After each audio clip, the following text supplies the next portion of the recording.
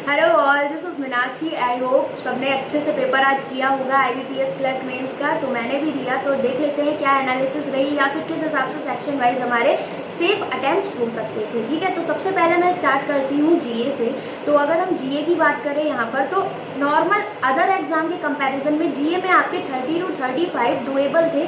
जिसने भी अच्छे से GA 6 मंथ का पढ़ा होगा, अब आपने पढ़ा नहीं तो आप बोलो कि मेरे इतने ही रहे तो कोई, अब मैं क्या बोल सकती हूँ, लेकिन 25 to 30 एटलीस्ट इतना तो सबने किया ही होगा जिसने भी थोड़ा भी ढंग से तैयारी की होगी GA की। ओके, तो मैं मान के चलती हूँ कि GA आप अच्छे से कर पाए होंगे और बहुत जिन्होंने बहुत अच्छे से पढ़ा होगा वो 40 प्लस भी करके आए होंगे। ओके, तो मैं अपने पर्सनल अटैम्प्ट बताऊँ तो मैंने यहाँ पर 40 अटैम्प्ट किए GA में। अब बात करते हैं आपकी रीजनिंग सेक्शन की। तो रीजनिंग में देखो क्या हुआ, रीजनिंग थोड़ी सी यहाँ पर टफ लगी बच्चों को। और अगर मैं बात करूँ, मैंने जो इतना यहाँ पर अटैम्प्ट किए तो मैं भी एक पजल में फंस गई थी। उस हिसाब से फिर भी मेरे यहाँ पर 20 अटैम्प्ट्स हो गए। ठीक, तो मैंने यहाँ पर क्या क्या अटैम्प्ट किया वो भी बता देती हूँ। एक आपका जो 2 क्वेश्चन आए थे आपके ऑड इवन वाले, जिसमें 2-2 मार्क्स के क्वेश्चन थे। रिजल्टेंट निकालना होता है, आपके 3 डिजिट्स दी होती हैं, तो आप लोगों ने किए होंगे मॉक में वैसे क्वेश्चन। 2 क्वेश्चन आए थे, तो वो 2 क्वेश्चन मैंने अटैम्प्ट किए थे, 2-2 मार्क्स के थे। उसके बाद एक 3 पैरेलल रो वाली, मुझे शायद वो पजल टाइप की वो सीटिंग अरेंजमेंट था, तो वो मैंने देख के छोड़ दिया था। उसके बाद ब्लड रिलेशन था, उसके सारे क्वेश्चंस किए थे। लॉजिकल रीजनिंग के कुछ क्वेश्चंस आए थे, 3 क्वेश्चंस तो मैंने ही किए थे। ठीक, अब उसके बाद आपका था डेटा सफिशिएंसी। तो डेटा सफिशिएंसी में मैंने क्वेश्चंस अटैम्प्ट किए थे क्योंकि इजी था, एक डायरेक्शन डिस्टेंस पे था आपका। नॉर्मल क्वेश्चंस थे, मतलब कोई बहुत टफ नहीं था, तो आप यहाँ अटैम्प्ट कर सकते थे क्वेश्चंस।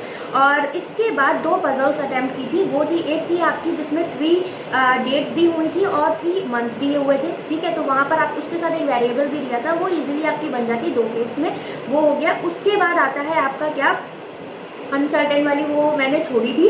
ठीक, और एक आपकी पेन बेस्ड आई थी जिसमें आपके डेज दिए हुए थे मंडे टू सैटरडे। उसके बाद उनमें नंबर ऑफ पेन्स कितने होते हैं, मतलब किसी को लाइक होते हैं या कुछ उस तरह से दिए हुए थे नंबर्स में। तो वहाँ पर अगर आप फंस रहे होगे, ठीक है, क्योंकि वहाँ पर अगर आपने सही से ना देखा हो तो वैसे तो 3 के शायद वहाँ बन रहे थे, बट अगर आप क्वेश्चंस के ऑप्शंस देखते तो आपको वहाँ से हिंट मिल जाती कि कितने नंबर ऑफ पेन्स हैं, तो आप थोड़ा सा आइडिया वहाँ से ले सकते थे। तो मैंने वैसे उसको फिर कर दिया था। अब इसके बाद बात करते, देखो अगर मैं रीजनिंग की बात करूँ यहाँ पर, तो गाइस देखो जिस हिसाब से स्टूडेंट्स ने अटैम्प्ट किए, तो किसी ने 11 भी किए हैं, किसी ने 15 भी किए हैं, तो बहुत ज़्यादा अटैम्प्ट्स यहाँ पर इस बार रीजनिंग में देखने को नहीं मिले। हो सकता है किसी ने 20 प्लस भी किए हो, जिसकी बहुत अच्छी प्रैक्टिस रही हो, तो वो डिपेंड करता है पर्सन टू पर्सन। बट अगर ऑल ओवर एवरेज स्टूडेंट की बात करें तो रीजनिंग हमारी मॉडरेट थी, बहुत ईजी तो नहीं थी। मैथ्स की बात करें तो गाइस हम मैथ्स थोड़ी सी डुएबल और अच्छी आई थी, क्योंकि आपकी जो DI का लेवल था वो, अगर आपने थोड़ा सा भी वो देखने में कन्फ्यूजन लग रहा था, बट वो बहुत ईजी थी।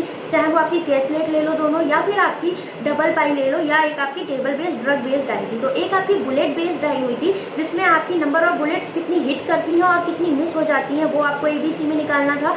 उसके बाद आपको वहाँ पर क्या था कि वो कितने सेकंड में हिट करती है, मतलब ABC में बुलेट, तो आपके सेकंड्स दिए थे 5, 3 एंड 4 सेकंड, इस तरह से कुछ दिया हुआ था। उन पे बेस्ड क्वेश्चन थे, क्वेश्चन बहुत छोटे छोटे थे, तो आप इजीली उनको कर सकते थे। बहुत ज़्यादा क्वेश्चन लेंदी नहीं थे इस बार DI में। और अगर आप बात करें ड्रग्स वाली, तो वो भी आपकी एक टेबल दे रखी थी और एक आपको शायद लाइन या कुछ दे रखा था, एग्जैक्टली मुझे याद नहीं है, मतलब 2 चीज़ें आपको दे रखी थी और उसमें ड्रग्स की टेस्टिंग होती है, तो उस पर बेस्ड क्वेश्चंस थे। ठीक है, उन दोनों से आपको मैनिपुलेट कर लेना था डेटा, और नीचे थोड़े से नोट में चीज़ें दी गई थी, वो मैं आपको मेमोरी बेस्ड में करवा दूँगी। ओके, इसके बाद एक डबल पाई वाली थी, वो भी डुएबल थी। और आपकी जो यहाँ पर अर्थमेटिक की बात करूँ, तो जितने मैंने आपको क्वेश्चंस गाइस करवाए थे अभी क्लर्क मेंस की जो क्लासेस करवाई थी, तो उसमें काफ़ी क्वेश्चंस मैंने सिमिलर टू वैसे भी करवाए थे। एंड मैं वहाँ जब कर रही थी तो मुझे एक स्माइल से आई कि हाँ यार, ये इस तरह के क्वेश्चन तो हम लोगों ने किए हुए हैं। तो अर्थमेटिक वैसे अगर किसी ने अटैम्प्ट नहीं भी की होगी तो वो ऐसे भी यहाँ पर 30 प्लस अटैम्प्ट DI से ही स्कोर कर सकता था। और बाकी आपका अप्रॉक्सीमेशन भी था यहाँ पर, और अप्रॉक्सीमेशन क्या बोल दूँ मैं, आप विदाउट पेन पेपर भी कर सकते थे, ऐसे थे वो आपके। ओके, और क्वाड्रेटिक की बात करें तो एक क्वेश्चन आया था थोड़ा सा, जिसमें आपका क्वाड्रेटिक का अलग सा था कि आपको 2 क्वाड्रेटिक दे रखी थी और उसमें आपका ऊपर बीच में जो x का कोफिशिएंट होता है उसको नहीं दे रखा था, पी दे रखा था, और नीचे दूसरी क्वाड्रेटिक दे रखी थी, उसमें आपको क्यू कुछ दे रखा था, क्यू नहीं, क्यू एक वेरिएबल दे रखा था। वो आपसे वहाँ पर कुछ पूछ लिया था ऐसे कि पी क्यू वाई क्या क्या हो सकते हैं, और आपको नीचे वैल्यूज़ दे दी थी, ठीक है। तो काफ़ी स्टूडेंट्स ने शायद किया हो ना किया हो, तो वो मैं टाइप आपको करवा दूँगी। और बात करें, और आपकी अर्थमेटिक थी, जैसे लाइक आपके मेल फीमेल का रेशियो, आपका विलेज में पॉपुलेशन रिलेटेड इस तरह के क्वेश्चन थे, और आपका CI पे SI पर बेस्ड क्वेश्चन थे। मतलब हम बात करें तो नॉर्मल उस हिसाब से आपकी मैथ्स बहुत टफ नहीं थी, जिस हिसाब से हमने SBI क्लर्क मेंस में देखी थी। तो मैंने यहाँ पर अपने 39 अटैम्प्ट्स किए हैं, और एक मैं एवरेज स्टूडेंट जो बहुत ही ज़्यादा मैं कह रही हूँ कि कमजोर, मतलब जिसकी मैथ्स बहुत अच्छी नहीं होगी, वो भी यहाँ पर 15 क्वेश्चन आराम से कर सकता था, उसने किए होंगे, ठीक है। बाकी इसके ऊपर जितने भी अटैम्प्ट हो आपके अच्छे हैं, क्योंकि देखो अगर कभी कभी क्या होता है रीजनिंग टफ आती है तो आप मैथ्स में अच्छा कर सकते हो, ठीक है। अब बात करते हैं इंग्लिश की। तो देखो इंग्लिश सुनते ही हमारे मुंह पे मुस्कुराहट आ गई, क्यों? क्योंकि मैं इंग्लिश में वैसे ही मुझे बहुत डर लगता है, क्योंकि वहाँ पर क्या होता है एक्यूरेसी बिगड़ती है बहुत ज़्यादा।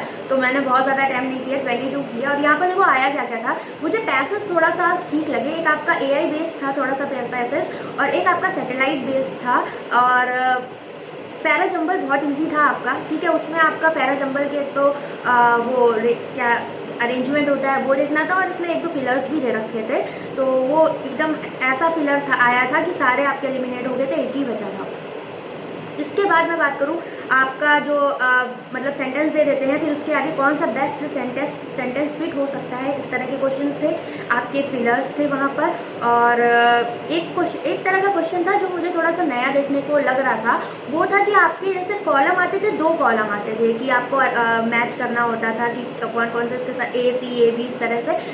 इस बार आपके 3 कॉलम्स थे, और उनको आपस में आपको अरेंज करना था ऐसे करके, मतलब कि कौन सा किसका मैच हो सकता है, कि आपको तीनों से एक सेंटेंस वहाँ पर बनाना था, कौन सा परफेक्ट मैच है, ठीक है। तो इस तरह के क्वेश्चन आपके इंग्लिश में थे।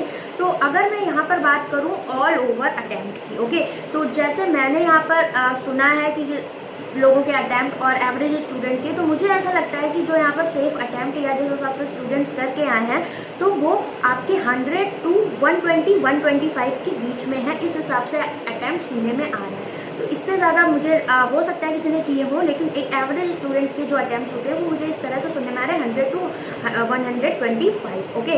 तो अगर आपने इतने अटैम्प्ट किए हैं तो मुझे लगता है कि आपके चांसेस हैं, एंड ऑल द बेस्ट है। अच्छे से प्रिपेयर करते रहिए। अगर आपको लगता है ये पेपर हमारा अच्छा नहीं हुआ है, तो आगे आपके लिए इससे भी बेस्ट अपॉर्चुनिटी है, वो है SBI क्लर्क की, ठीक है। तो उसका नोटिफिकेशन आपका आ जाएगा अप्रैल के फर्स्ट वीक में, ओके, क्योंकि अभी मार्च में उसकी वेटिंग लिस्ट आएगी, उसके बाद और आपकी वैकेंसीज तो ऑब्वियसली आनी है।